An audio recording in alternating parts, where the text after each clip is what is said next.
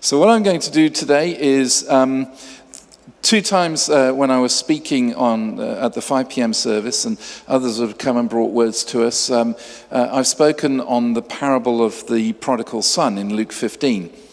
And the first time I spoke on this, we focused on the Father. If you were here, you might remember that. And we looked at the characteristics, who God is. Because in the parable, Jesus is telling us what Father God is like. It's an amazing Father who's looking to the horizon for the one to return to him, and runs to him and embraces him and changes everything for him. And then the second time I looked, we talked a little bit about the older brother. Is any of this, if you were here, if this reminded you of anything that I've ever said, please nod a word of encouragement or something. And so the older brother, who was very bitter, unforgiving, and we're left with the cliffhanger. We don't know if he went into the party. It's just left hanging. Tonight, I want to talk about what most people think is the actual subject of the parable, is this prodigal, the wandering son, the wasteful son, the younger brother. I'm not going to read the whole passage because I want us to spend time in worship. So I'm just going to pick out from Luke 15 some of the things he says. And he says two key things. He says two key things to the Father. So I'm going to mention the one, and we're going to see his journey, and then we're going to see the second key thing he says and how that brings a transformation to him. But we find in verse 12, it says this: the younger son said to his father, "Father, give me my share of the estate." And so he divided his property between them.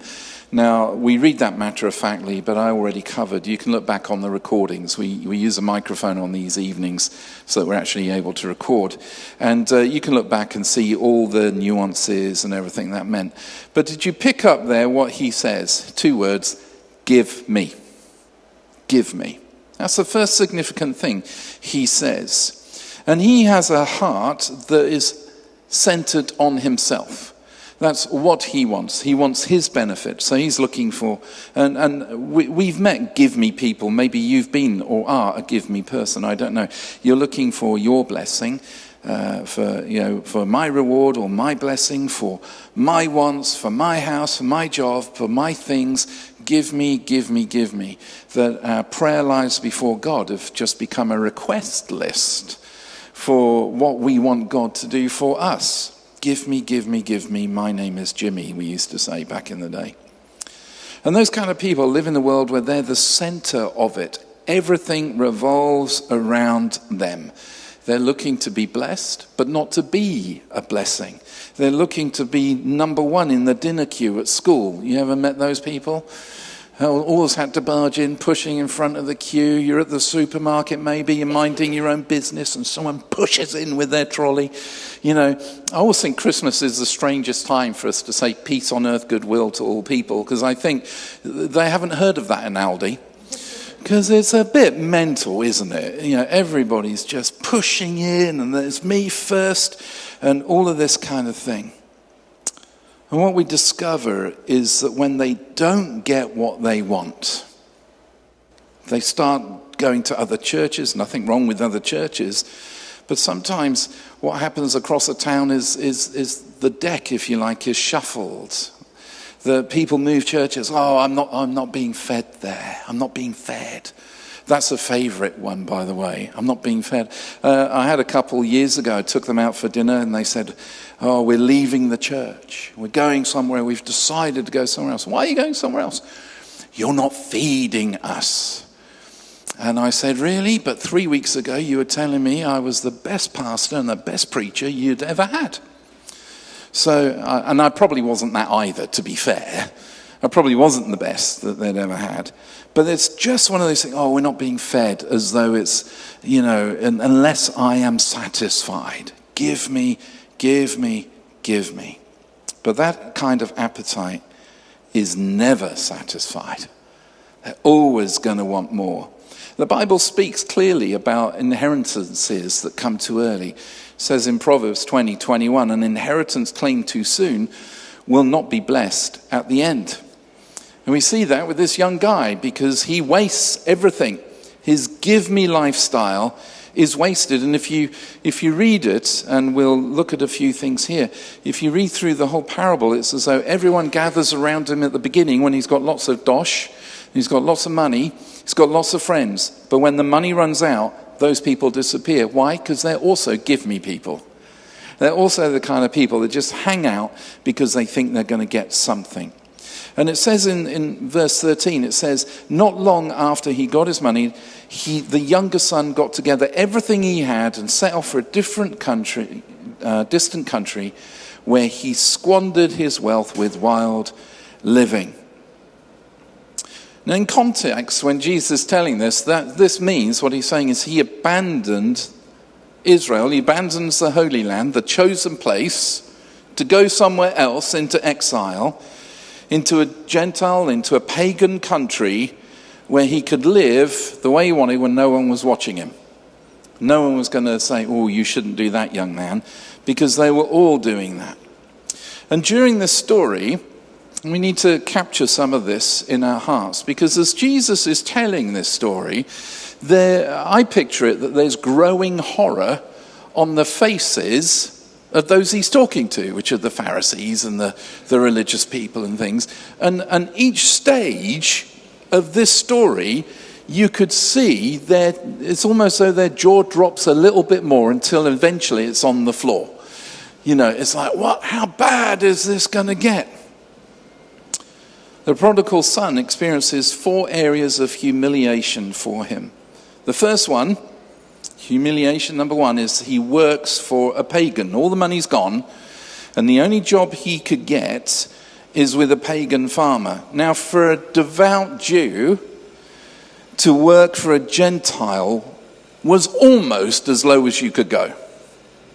Almost as low. I mean, it gets worse, but it's almost as low as you could go. And that was a sign to those who are listening that he's placed himself under the command of the world, not under the command of God.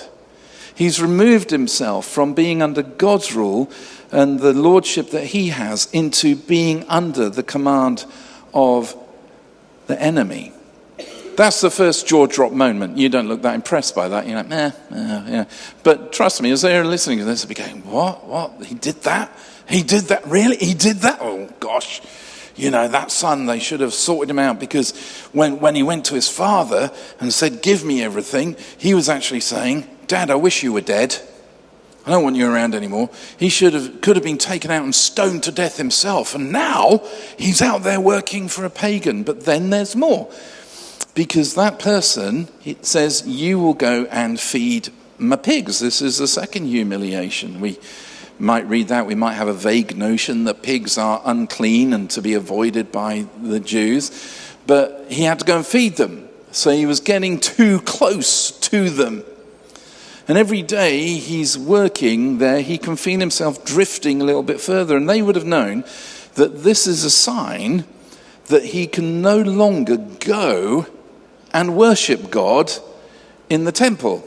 Now, why is that a sign of that? Because if he's had contact with pigs, he's got to spend 7 days going through ritual cleaning before, under the Jewish law, before he can actually go in and worship at the temple again. But how often does he have to feed the pigs? You're from a farming background. How often do you feed the pigs, John? Twice a day. So he's going to have no opportunity to get ceremonial clean to go and worship. So when they hear that, they're like, wow, not only is he working for a pagan, he stopped worshipping because he can't anymore. He can't go and fellowship. Wow, that would have been bad enough. I mean, you'd think Jesus would just stop there, to be honest. But he doesn't. He goes on and he says, the third humiliation says he would have just been happy to eat the pig food. John, I don't know what pig food looks like, mate. Is it appetizing? It's not great. I don't know. I've seen pigs. I've never really bothered to have a look and see what they're eating. I mean, I've watched Clarkson Farm, and I know that there are pigs, but I've never really bothered to look at what they're eating. And so when Jesus says here, he's wanting to eat the very food that the pigs are eating, he's experiencing a level of hunger. And that was going to be a sign for them that the provision of God was no longer on his life. So what we need to understand about this is God gives you so much rope, but God will not continue to bless a sinful lifestyle. He'll give you so much rope, but eventually the effects of his provision dry up because you're outside of his care. So they're getting this, but then there's more. Humiliation number 4 says nobody would give him anything to eat. No one gave him food. The pigs were being fed, but you just have this picture of his fine clothes becoming rags over a period of time, that he's covered with mud, that he's gone from the healthy 12 stone that I am down to, well, under here somewhere there's 12 stone. And he's become emaciated and gaunt. And he's actually no longer, the sign of this is that he's no longer even valued as a human being, because nobody would even stop and give him something to eat. And as people heard that, they would have been so desperately, desperately shocked. And for every one of us here, there comes a moment when we have to realize that life without God is worse. It's the worst. But then there's the second key phrase. Jesus doesn't end the parable here. And the second key phrase can be found in verse 19. He's planning this speech. He's planning what he's going to say. He's decided to go back to his father. It says he came to his senses. And he realized that this life he was living wasn't actually the normal life that God had called him to. It says he came to his senses and he says, I'm going to go to my father. I'm going to say, I'm no longer worthy to be called your son. Make me like one of your hired servants. So he got up and he went to his father. That's one of the most powerful verses in the Bible. He got up and went to his father. But did you see the little phrase there? He said, I'm going to go to him and I'm going to say, make me. Not make me do something, make me. He's moved from saying give me to make me. See, for Jesus, to live for Jesus, you don't have to lose your mind. You actually just have to come to your senses. You have to come to a point where you say, this isn't right. This isn't what I was created for. This isn't the life that I was called to live. And he says, I will go back. So he decides to go back because he realizes that if his father would make him like a servant, he's realized that a servant's worst day with his father is better than his best day without him. I'll say that to you again because that's a bit complicated. He realizes that the servant's best day with the father is better than his best day without him. The servant's worst day, rather, with the father is better than his best day without him. Our life with Jesus, our worst day with Jesus is better than our best day without him. And so he turns back. There's this action of repentance. He says, I'm going to change. I'm going to go back. He changes direction. He moves towards the Father. What's happening? He's moving towards God. And as he gets there, and he begins his little prepared speech, I am not worthy. I'm not worthy to be called your son. See, people will say to today, and they often will say to me, I don't like it when churches and preachers speak about guilt and they speak about shame, because really those are oppressive terms and we don't want to live under those and all of those kind of things. And then they say the solution is this positive thinking and not to accept those things and all of that. And I understand what they're saying, because guilt and shame are powerful things. They're difficult things to deal with. Shame is the feeling of what we've done wrong, and guilt is the reality of what we've done wrong. I can remember being pulled over by the police. I know you're going to find this very difficult to believe, me as pastor, but I had two of my sons and another lad who was staying with us at the time in the back of the car, and Barbie beside me, and I'd come out of our road and I'd just slammed my accelerator down in my Vauxhall Zafira 1.6 that I had at the time. So we lurched off 0 to 60 in 28 seconds. You know, we were really going for it because we were running late because, as I said, I had three lads with me, 2 of them mine and my wife, and we were just late. And I was going to an award ceremony that the churches have put on for the refuse collectors in our town. So I was going to a good thing, right? You're like, really? You did that? Yeah, we did this. We did this at a war ceremony. It was in a fish and chip shop. It was lovely. And as I'm accelerating away at the speed of a snail on drugs or something, just really going for it in my car, overladen, a policeman steps out from behind a building and pulls me over into the car park. And oh no, 400 meters from where I live. And he gets me out of the car and he says, right, sir, what are you doing? I said, well, I'm on my way to an award ceremony for refuse collectors. And he didn't believe me. I don't know why he didn't believe me. He didn't believe me. And he's like, really, sir, I think you're telling me stories. Of course, I've got 3 teenage lads in the back of the car sniggering. I've got all my neighbours driving past going, oh, well, our case been caught. The shame. The shame. Shame was real. I was like embarrassed. Shame is embarrassing. And then he was like, I'm going to breathalyze you. Oh, no. No, can we do this somewhere privately? I mean, it's a main road. People are tooting at me as, hello, Keith, how you doing? Doing all of this. Of course, it was 0. It was 0. And he said, well, I'm going to write you up for a ticket because you were going... I did mention I was in a 1.6 Vauxhall Zafira. You were going 3 miles an hour over the speed limit. I was quite impressed that we were going that fast, to be honest, in that car. I said, right, okay. And I said, but really, I'm doing this. And he said, you're guilty. See, shame is how you feel about it. Guilt is the reality about it. And what Jesus does is he removes the shame, not a temporary quick fix. And he stands in our place and takes our guilt. Because legally, guilt has to be dealt with. Your guilt has to be dealt with. That's why Jesus went to a cross, to take the punishment for your sins and for my sins. Guilt has to be dealt with. But in Jesus, it is dealt with. And so we don't shy away from talking about guilt and shame.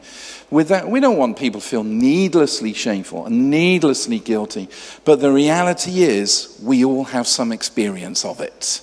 And it's only him that deals with it. And he goes and he starts this speech and he's about to say, make me. He's now willing to express the desire to be changed. Before he said, give me.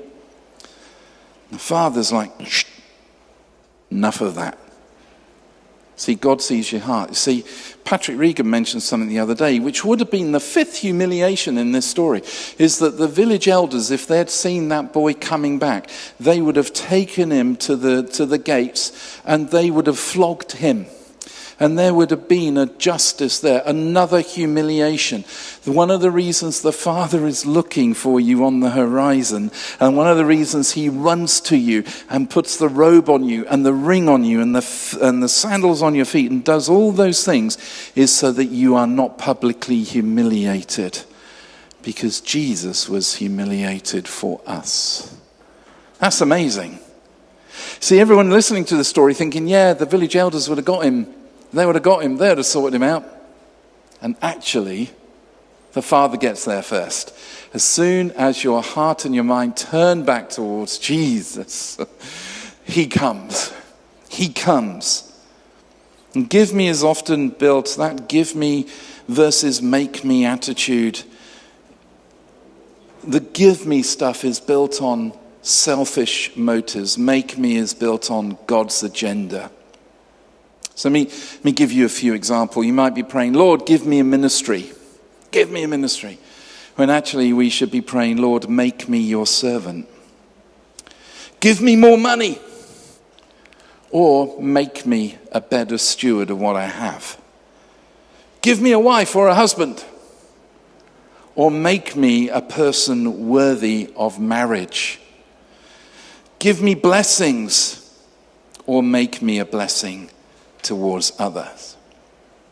The Father interrupts this speech The Son says, I've sinned against heaven and earth and against you. And the scripture says, but the Father said. But the Father said. See, he sees the heart. He sees where we're coming from. He restores the son and the daughter. He removes the shame. He deals with the guilt. He puts the robe on, speaking of the family. He puts the ring on, speaking of your authority. He puts the shoes on, saying you're not a servant. Go back and listen to part 1 online if you want to catch up with this. But note this, the Father said. So when people around you remind you of how bad you were, you can say, but the Father said. When the devil reminds you of your past, you can say, but the Father said. When your circumstances squeeze you, you can say, but my Father has said. When your life is hard, you can say, my Father said. We marry that up a little bit with what we were talking about this morning. What does he say over your life? Tonight as we worship, and as we respond, we dwell a bit in worship, a bit longer after a short message. More than we have time for maybe on a Sunday morning. And I want us to encounter God in a way that we're able to stop saying give me and start saying make me. Stop saying give me and start saying make me. Let's worship together, shall we? Team, come on. And let's have that in our hearts to be able to say, Lord, what is it? What selfish thing have we put before? What unconfessed sin is there? What is there going on in our hearts? And we're just going to spend a bit of time worshiping him and honouring him and coming back to him. And as the team often say, there's lots of space here in this setup. And I'm going to go over to a quiet place, probably in that corner, and just worship God alone. Not alone, but I'm with you. You see what I mean? But by doing that, I'm not saying I don't want to be with you. I just want to give you permission to be able to move around a bit. Because we get so stuck in our ways, or we must stay where we are. You might want to go to a quiet place and say, Lord, this is between you and me right now. Make me who you want me to be. Let's worship him.